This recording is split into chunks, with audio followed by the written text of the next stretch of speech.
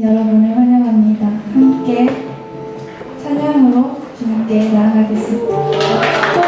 사도신경하고 신앙 고백하심으로써 예배 시작하겠습니다. 전능하사 천지를 만드신 하나님 아버지를 내가 믿사오며 그 외아들 우리 주 예수 그리스도를 믿사오니 이는 성령으로 잉태하사 대원과 원래에 나시고 본디오 빌라도에게 고난을 받으사 십자가에 못 박혀 죽으시고 작사한 지 사흘 만에 죽은 자 가운데서 다시 살아나시며 하늘에 오르사 전능하신 하나님 우편에 앉아 계시다가 저리로서 산자와 죽은 자를 심판하러 오시리라.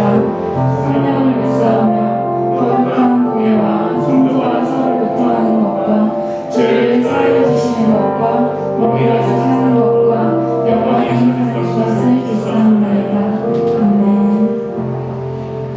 우리 함께 박수 치면서 주님께 찬양 드리겠습니다.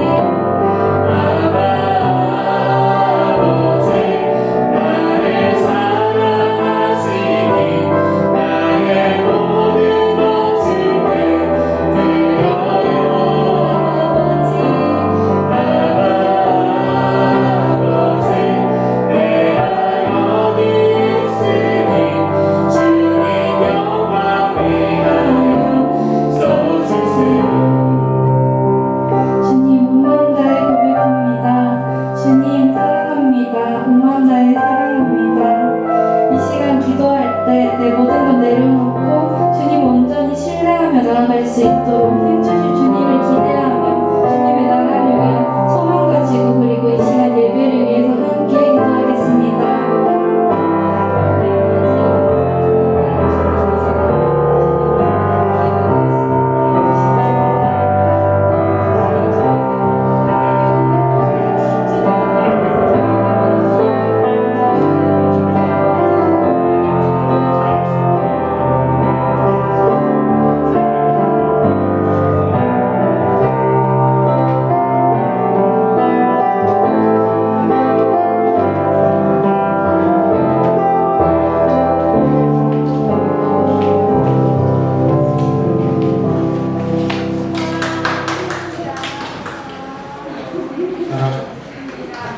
사랑의 하나님 아버지 감사합니다.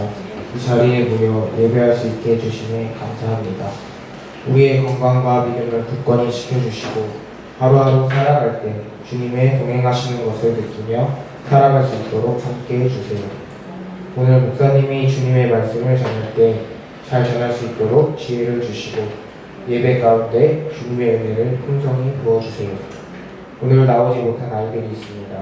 아이들이 영상으로 주님의 말씀을 들을 수 있도록 역사해 주시고 아이들이 나올 수 있도록 도와주세요.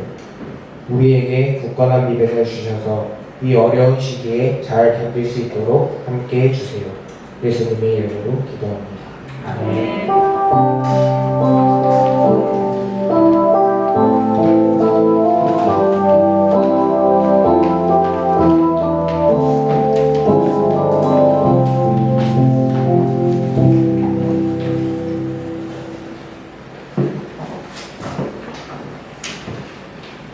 반갑습니다. 오늘 우리 말씀 볼 텐데 목사님이 주중에 사도행전 말씀을 계속 돌려다 보니까 우리가 너무 오래 쉬었어. 그래가지고 사도행전 말씀이 전혀 목사님 생각이 잘 안 이어지는 거예요.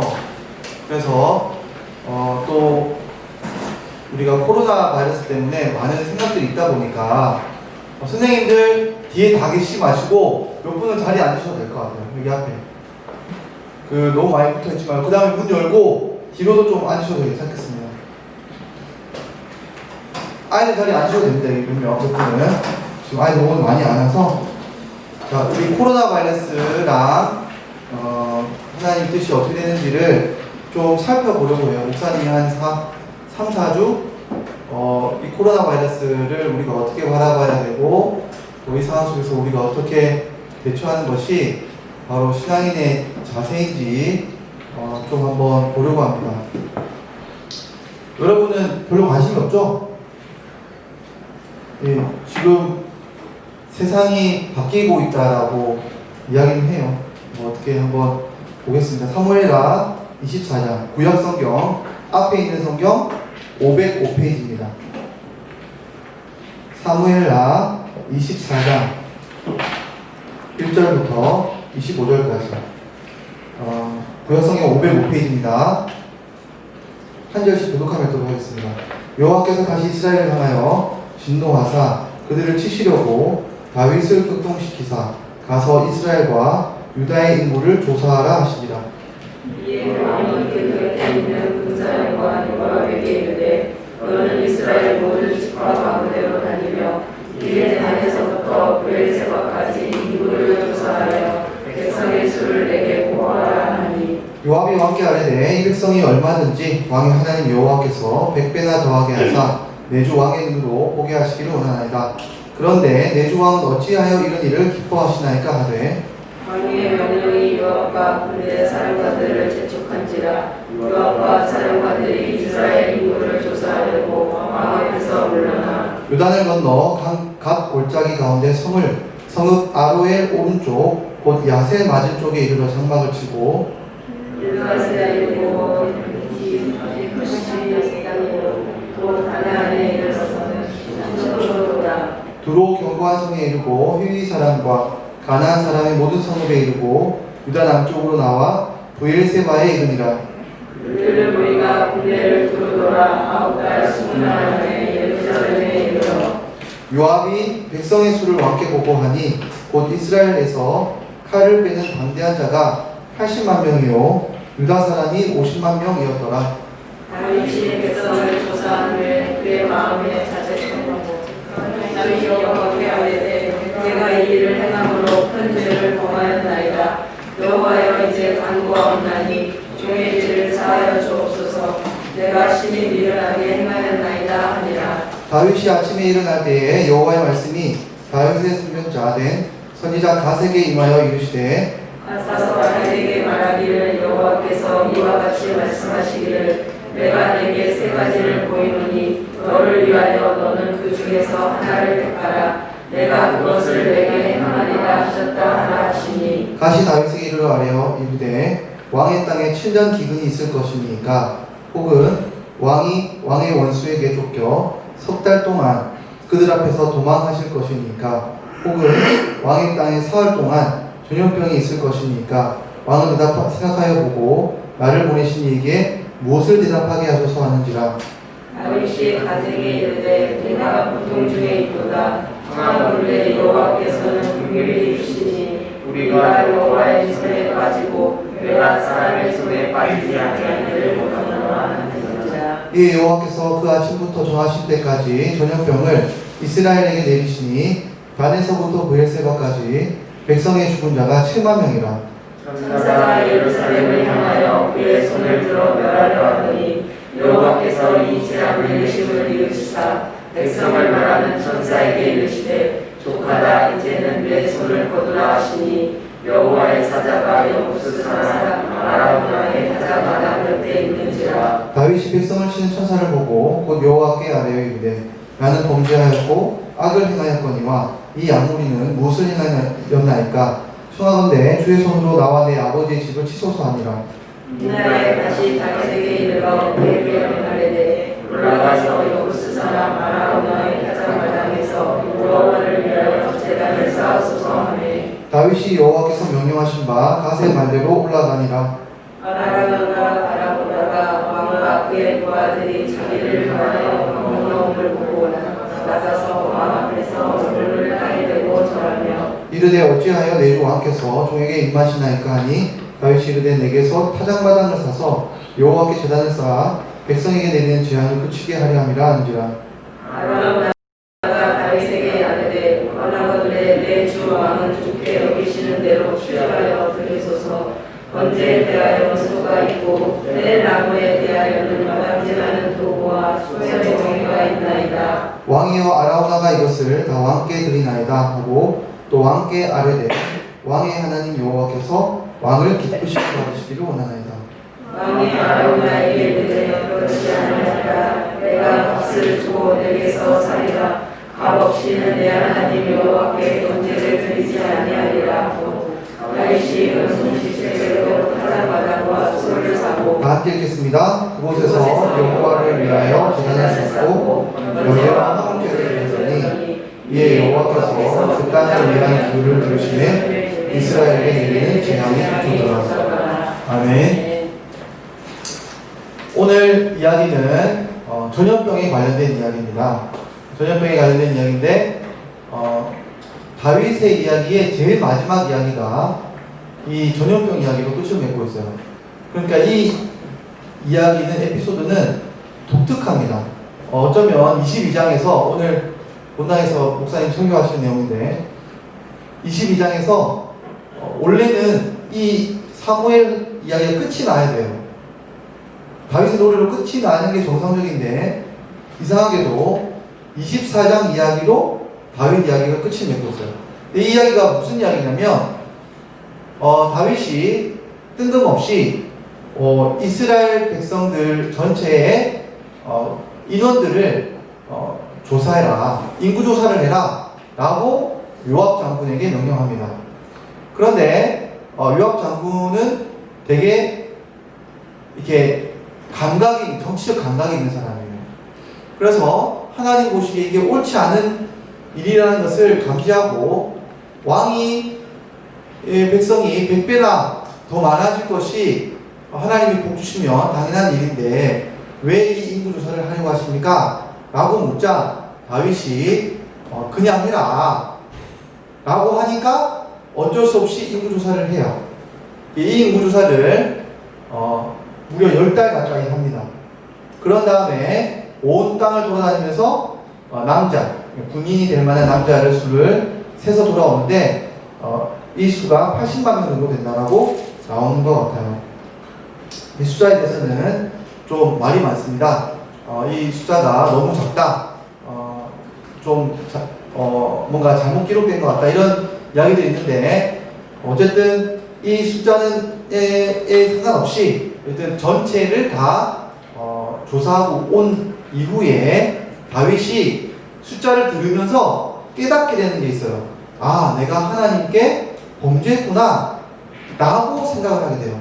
그래가지고 내가 하나님께 큰 범죄를 했다 라고 고백을 하자, 깨닫자 다음날 아침 정말 이걸 다 들었다는 듯이 하나님의 선지자 갓이 와서 이제 제안을 합니다.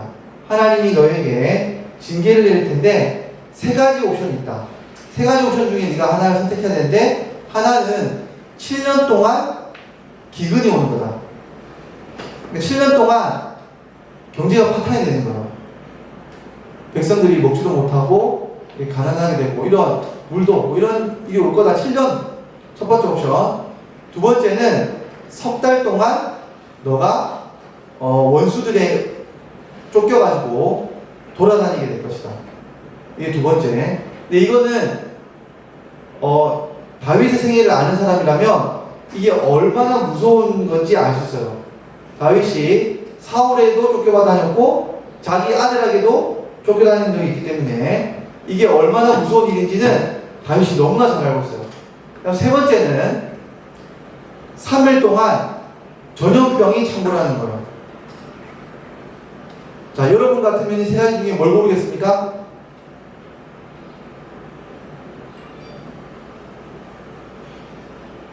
여러분 같으면 뭘 고르겠어요? 기준이 애매하죠.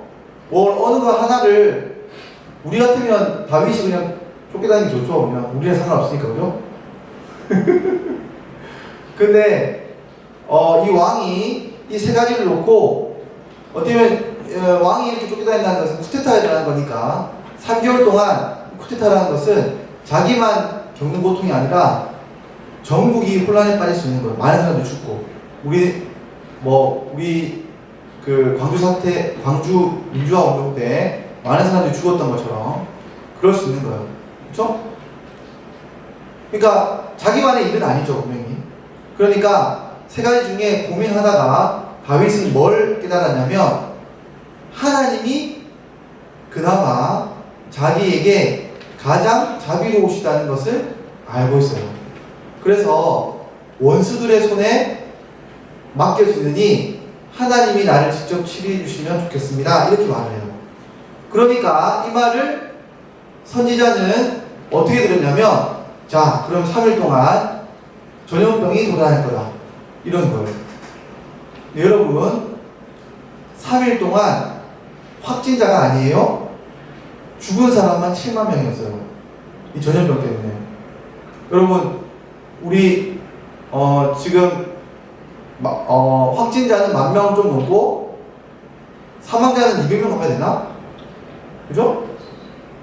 그런데 7만 명이 죽어버린 거예요. 그죠? 여기 지금 80만 명이라고 그랬으니까 7만 명이면 인구 거의 10분의 1이 죽어버린 거예요. 우리 여기 10명 중에 1명이 3일 안에 죽어버리는 거야. 이 전염병이 막 돌아다녔어요. 근데 이것을 오늘 본문은 뭐라고 표현하냐면, 하나님이 천사를 보내어서 이 전염병을 통해 사람들을 죽이게 하신 거예요. 천사가 이게 낯을 휘두니까 이게 전염병이 돌아다니는 거예요. 요한계시록에도 이렇게 이야기가 나오거든요. 마지막 날에 있을 전염병에 대해서 이렇게 이야기합니다. 천사들이 돌아다니는 걸로. 그런데 이제 이 천사가 하나님의 명령을 받고 막 쓸어 담는 사람의 목숨을 3일째 되던 때 예루살렘을 향해서 이제 낯을 딱 들려고 할 때 하나님이 이제는 그만해라, 이렇게 이야기하세요. 하나님이 후회하셨다고 말하고 있어요. 그런데 이 천사가 어디에 서 있었냐면 아라우나라는 사람의 타작마당에 이 천사가 낯을 들고 서 있었던 거예요. 근데 이것을 누가 봤냐면 다윗이 봤어요. 그래서 다윗이 따지듯이 묻습니다. 뭐라고 하냐면 죄는 내가 지었는데 이 백성들이 무슨 죄가 있다고 이렇게 심판을 하십니까? 차라리 우리 집안을 쳐주십시오. 이렇게 기도를 하는 거예요. 자, 그러니까 또 이러한 회개의 이야기를 한 이후에 갓 선지자가 또 나타나요. 갓 선지자가 이제 해결책을 말해주는데 뭘 말해주냐면 이 아라우나의 타작마당을 너가 여기서 예배를 드려야 된다 이렇게 말하는 거예요. 여기서 예배를 드리는 공간으로 예배를 드리면 하나님이 이제 너의 회개를 받고 이 전염병을 멈추게 할 것이다 이렇게 이야기하시는 거예요. 그래서 다윗이 이 타작마당에 예배를 드리러 오는데 이 타작마당에 주인이 있잖아요. 아라우나라는 이 사람이 왕이랑 신하들이 오니까 왕이요 어떻게 오셨습니까? 이렇게 물어보니까 내가 이 밭을 사야겠다 이렇게 말하는 거예요. 아니 어차피 왕인데 뭐 예배 드리는데 뭐가 필요합니까? 원하신 대로 다 쓰십시오. 제가 소도 드리고 땔감도 드리고 다 드리겠습니다. 원하는 대로 다 하십시오. 이렇게 말했는데 다윗이 뭐라고 말하냐면 아니다. 반드시 사야 된다 이 땅을. 그리고 여기에 값을 치르고 난 다음에 여기서 제단을 쌓고 예배를 드리게 되는데 이 예배를 드린 후에 동서가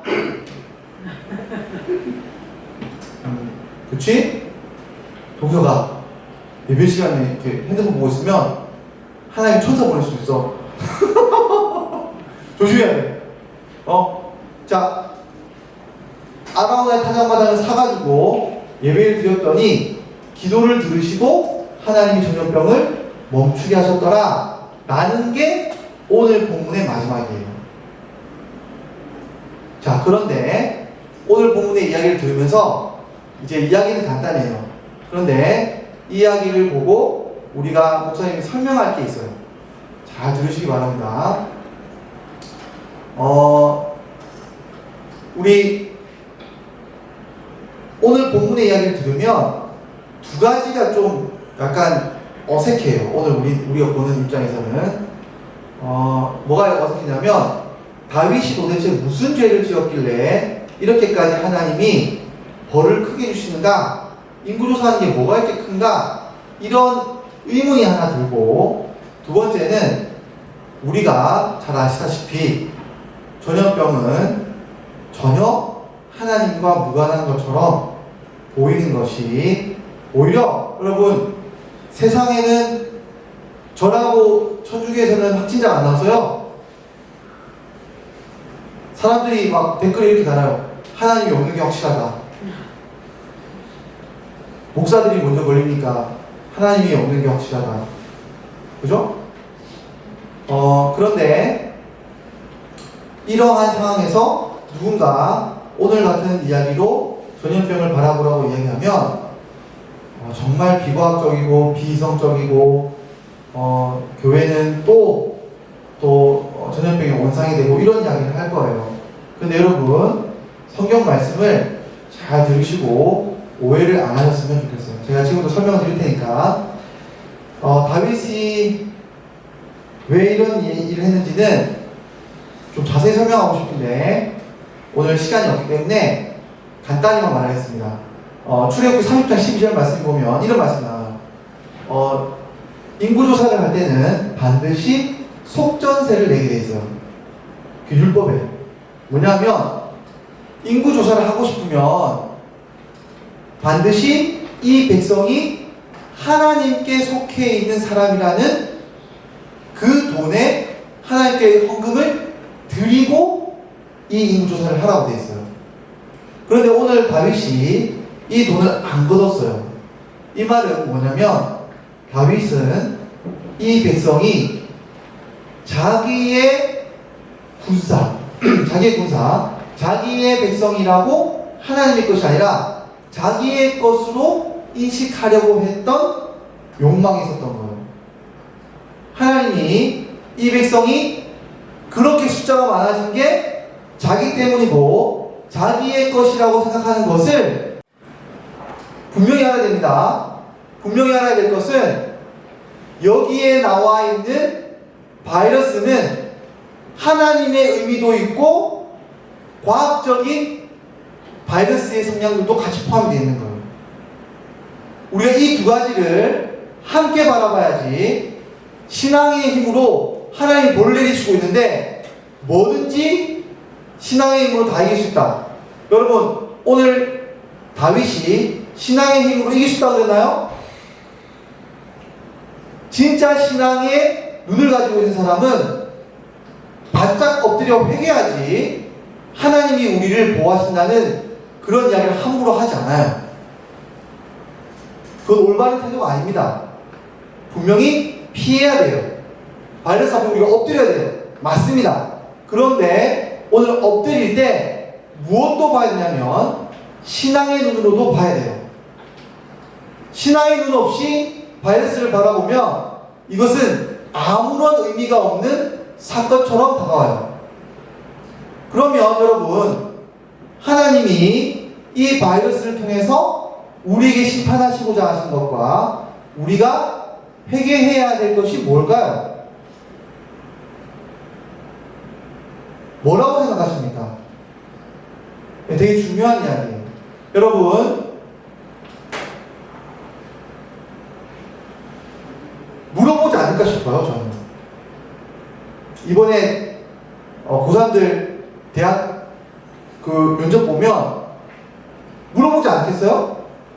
코로나 바이러스 이후의 사회가 어떻게 될 건지 어떻게 생각하는지 물어보지 않겠어요? 아무런 생각 없이 산다고 말하면 안 되죠.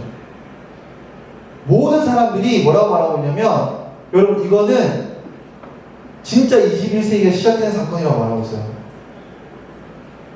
여러분 패스트 이후로 르네상스가 왔죠. 그렇죠? 패스트가 온 이후로 르네상스가 온 거예요. 유럽 인구의 3분의 1 아니면 절반이 죽어버렸어요. 그 질병 때문에. 그러고 난 다음에 이 유럽의 문화가 바뀌어버린 거예요. 르네상스와 함께 종교개혁이 온 거죠.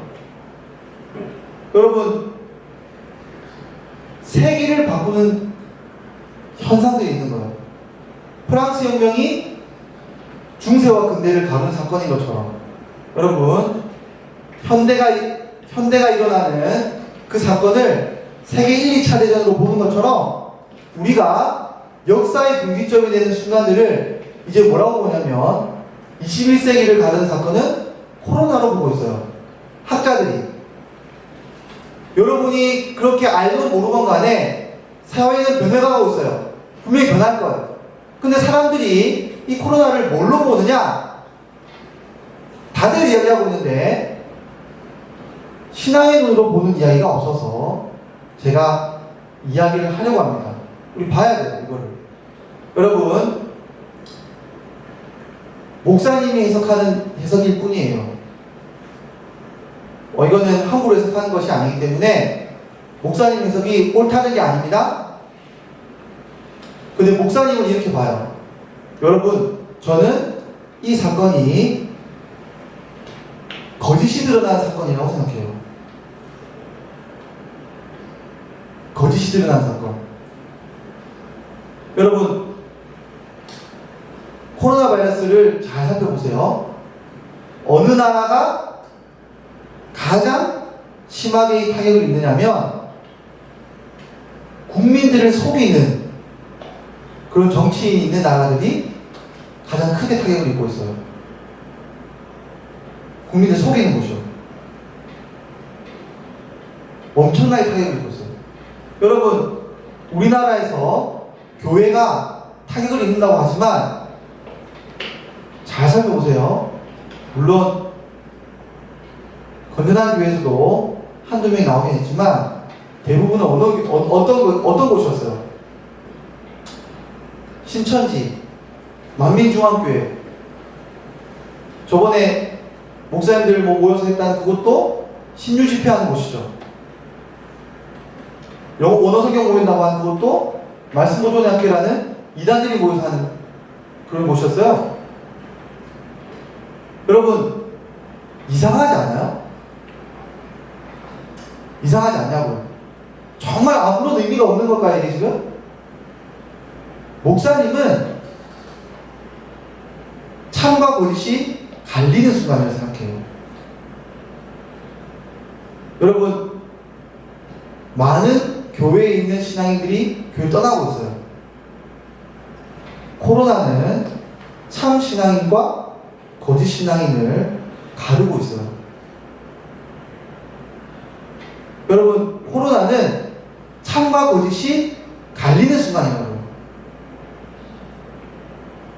여러분, 교회는 뭘 해야 되냐면 교회 역시 거짓에 빠져 있었던 것을 회개해야 되는 순간이 온 거예요. 여러분, 제가 이렇게 신방 가다 보면 너무 무서워요. 예전에 안 그랬는데. 여러분, 유튜브 때문에 너무 이상한 설교를 많이 들어요. 이게 설교가 좋은 설교인지 저 설교가 좋은 설교인지 어떻게 알아요, 여러분? 잘 몰라요. 유튜브에 나오면 다 옳은 것처럼 보이죠.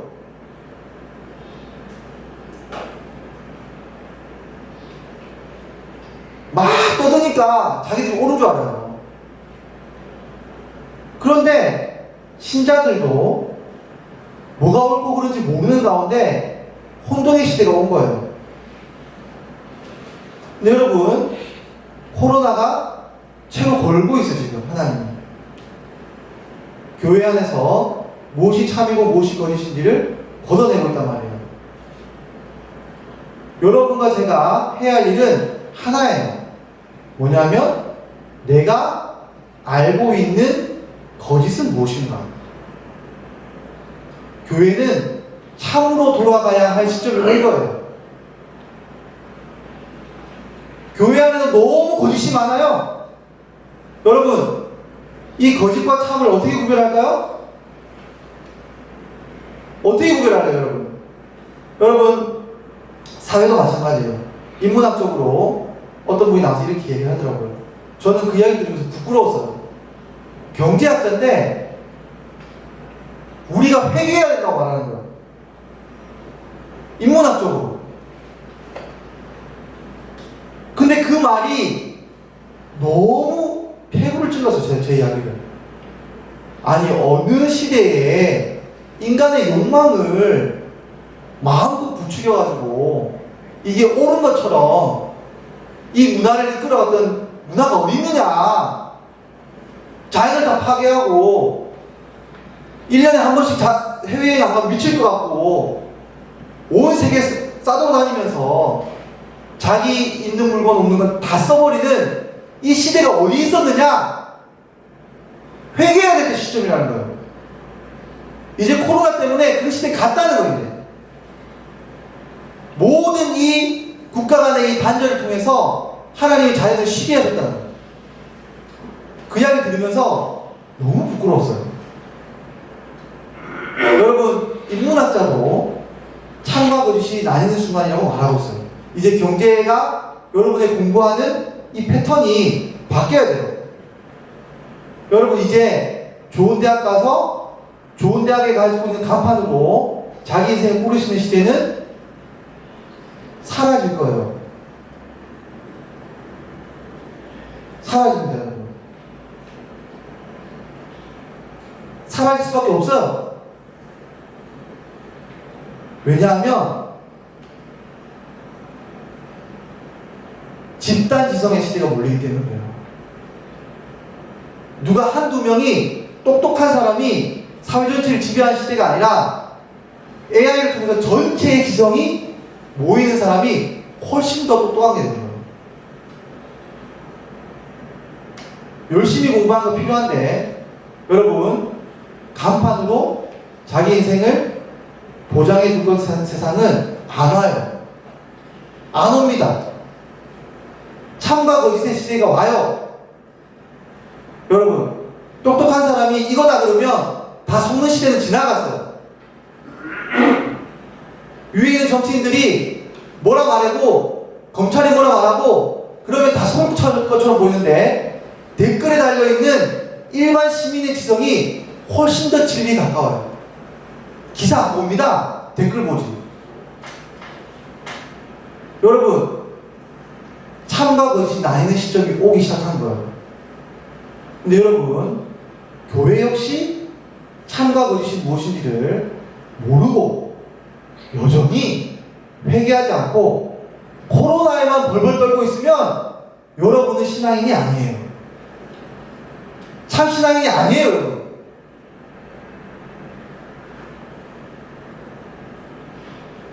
코로나 때문에 한두 명 죽으면 하나님 없습니까?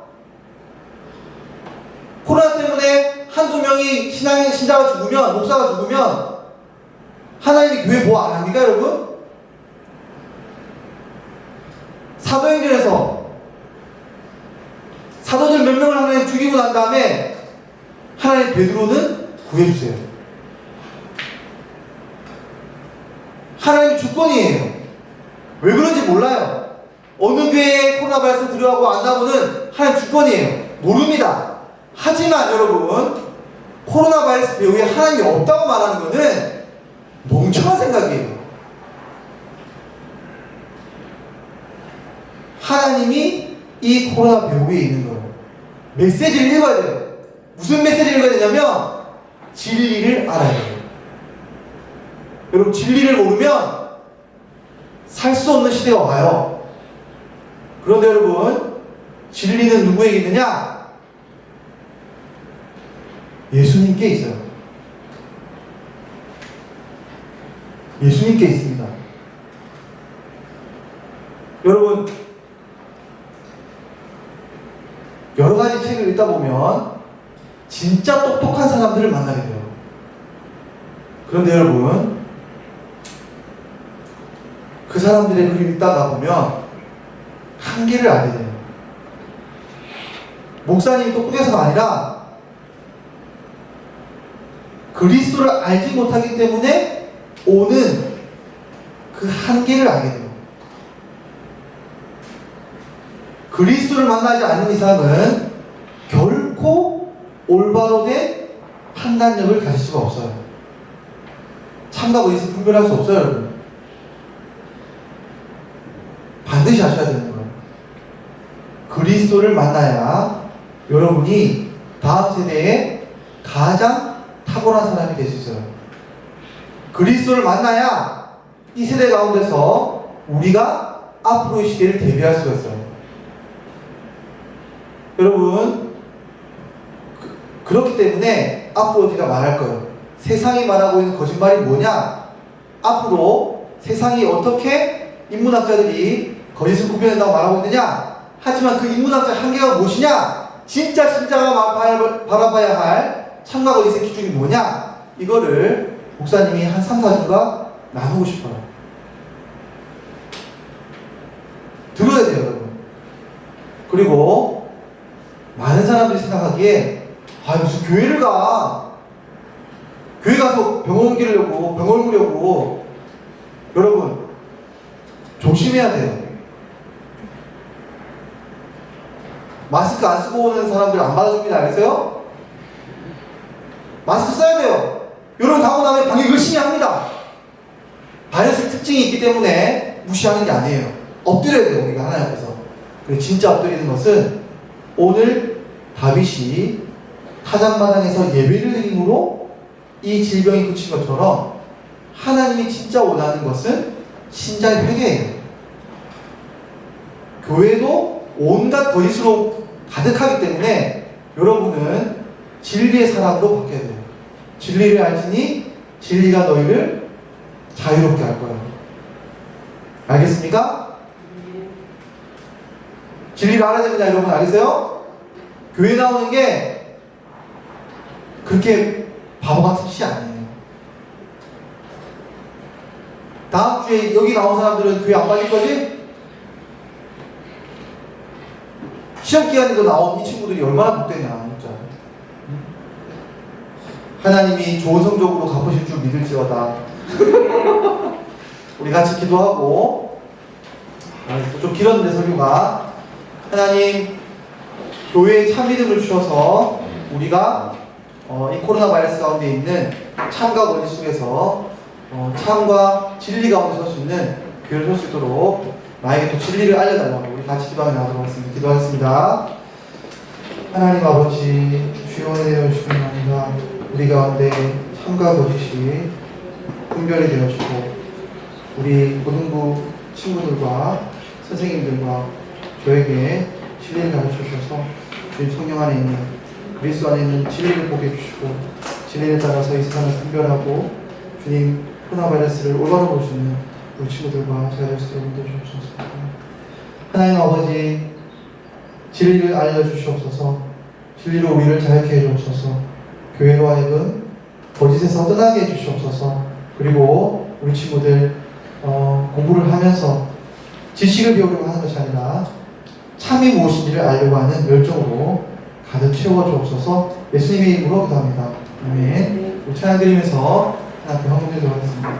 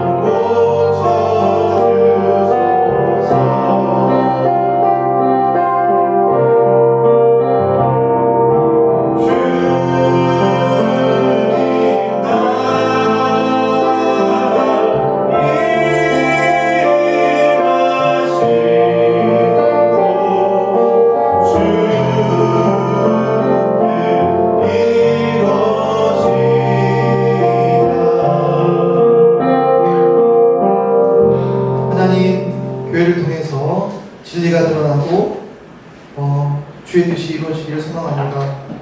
드려진 헌금을 통하여 주의 뜻이 더 분별되는 귀한 역사를 허락해 주옵소서.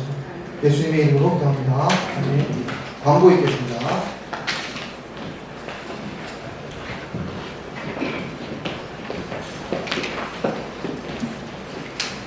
광고하겠습니다. 주일오전 예배는 9시 50분입니다. 고등부실에 9시 45분까지 와서 기도 예배를 준비합시다. 고등부 친구들 만나 진심으로 기뻐요.